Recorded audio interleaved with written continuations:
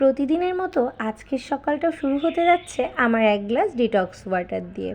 Hello everyone, আসসালামু আলাইকুম। সবাই কেমন আছো? আলহামদুলিল্লাহ, আমি কিন্তু ভালো আছি।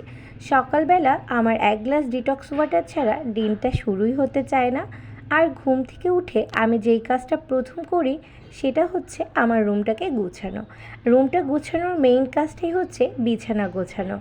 তাই তো আমি ঝটপট আমার বিছানাটাকে গুছিয়ে নিচ্ছি।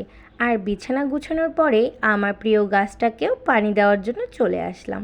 আমার এই গাছটাতে আমি প্রতিদিন সকালবেলা পানি দেই। আর শুধু ওকে পানি দিলে চলবে, নিজেকেও তো পানি খেতে হবে। অনেকেই আমাকে কমেন্ট করো, আপু তুমি সকালবেলা যে ডিটক্স ওয়াটারটা খাও সেটা কিভাবে বানাও। তাই তো আজকে তোমাদের সাথে সেই ওয়াটারটাই শেয়ার করতে এসেছি। আমি এখানে 1 চা চামচের মতো চিয়া সিড দিয়েছি। আর কিছু নর্মাল ওয়াটার দিয়ে এটাকে বেশ কিছুক্ষণ ভিজিয়ে রাখবো। তারপর একটা লেবু কেটে এর সাথে মিশিয়ে নিব। এই ডিটক্স ওয়াটারটা আমাদের শরীরের জন্য যেমন উপকারী, তেমনি আমাদের ওজন কমাতেও অনেক সাহায্য করে। আমি এখানে একটা লেবু খুব সুন্দর করে চিপে নিচ্ছি। তারপর কুসুম গরম পানি এই পুরো গ্লাসটাতে ভরে দিব। আর অবশ্যই তোমরা কুসুম গরম পানি খালি পেটে খাওয়ার চেষ্টা করবা, এটা শরীরটাকে অনেক হেলদি রাখে।